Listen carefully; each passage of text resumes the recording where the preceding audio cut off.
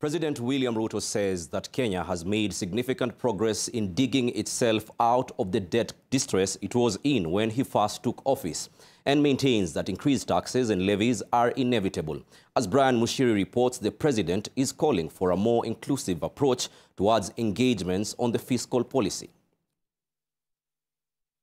Over the past few weeks, the Kenya Kwanza administration has come under fire over proposals to raise taxes, and his latest pronouncement to increase the tax to GDP ratio from the current 14% to 22% by the end of his term. Now, the president says the country's debt distress makes tax increases unavoidable. We have already agreed with the IMF that using the SDRs that were 650 billion that were issued to countries that did not need those resources. Today, there is a mechanism that is being worked out with Africa Development Bank to rechannel those resources so that it can get to the countries that truly deserve concessionally funding.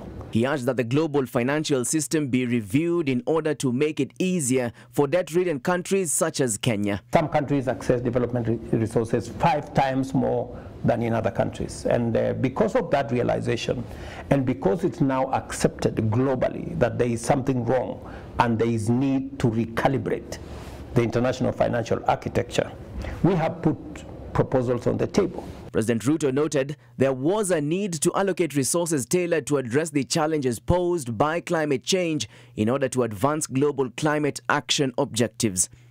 We must have a transition. We must unlock the huge potential of renewable energy so that we can power the engines of green industrialization in our continent using the enormous renewable energy resources that are in our continent. He noted the unfortunate reality of having to redirect funds originally designed for social amenities towards climate-related initiatives. Corruption, he added, must be dealt with to ensure resources are utilized to benefit all people.